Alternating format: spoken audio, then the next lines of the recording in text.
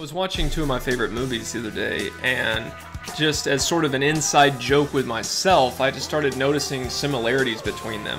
The movies were The Breakfast Club, which is the John Hughes classic coming-of-age movie from 1985, and the other one was George Romero's Day of the Dead, which is also from 1985, but it's a zombie movie.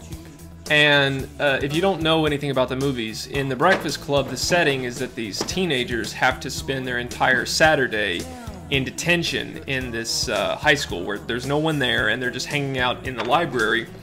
And the only one who keeps them there is Principal Vernon, who just makes sure that everyone is doing what they're supposed to be doing, and he yells at them. I've got you for the rest of your natural-born life if you don't watch your step. You want another one? And in Day of the Dead, the scientists have to spend their entire lives, I guess, in this underground bunker during the zombie apocalypse, and they're being told what to do by the military, and they're constantly being yelled at by their commander, Captain Rhodes. I'm running this monkey farm now, Frankenstein, and I want to know what the fuck you're doing with my time! And although there's not really a main character in The Breakfast Club, but Claire is constantly being sexually harassed by Judd Nelson. Under the blouse. Over the panties. No bra. And in Day of the Dead, the lead character, I guess, Sarah, is constantly being sexually harassed by all the guys in the military. Yeah, it might not be a bad idea. Give some of the rest of us a shot at some loving.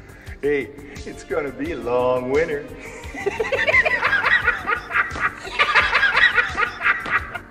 She got herself an honest-to-God dick to get off on, huh? It may be yellow, but it's still a dick! There's not really an equivalent of the Bender character from The Breakfast Club. He's the guy who's sort of like the punk who is always talking back to the principal. You just bought yourself another Saturday, mister. Crushed. You just bought one more right there. Well, I'm free the Saturday after that. Beyond that, I'm gonna have to check my calendar. Good! Because it's gonna be filled. We'll keep going. There's not really an equivalent to him in Day of the Dead, but I guess Dr. Logan is kind of the closest equivalent, because he's the only one who really is able to kind of stand up to Captain Rhodes. You were supposed to be here at 7 o'clock sharp, mister. I know. Sarah told me. I'm sorry I couldn't break away. Is there food? Listen, egghead, let me bring you up to date on what's been... Excuse me! Is there food? I was noticing also that at the end of The Breakfast Club, Ali Sheedy's character, you know, she starts off as this goth girl, and then at the end of the movie, she has this transformation with her clothing, and you view her totally differently. And they kind of do that with Sarah in Day of the Dead in a much more subtle way. When the movie starts off, for the first half of the movie, she's wearing this really boxy, masculine clothing that makes you think of her one way. And then towards the end of the movie, she starts wearing clothing that's much more feminine and sexual. There's a scene in The Breakfast Club where the kids are running through the hallway, and the character Bender sacrifices himself by distracting Principal Vernon so that the other kids can escape and they won't get multiple detentions. And the same thing happens at the end of Day of the Dead, where the character Miguel sacrifices himself to the zombies to distract the military so that the scientists can escape.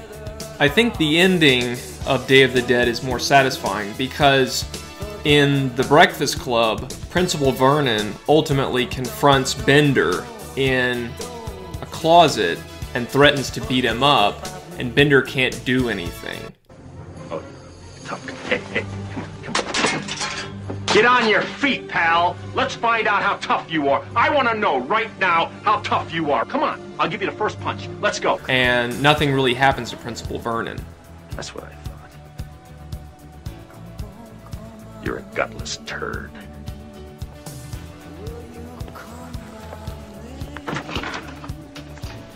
Whereas in Day of the Dead, Captain Rhodes is eaten alive in a hallway.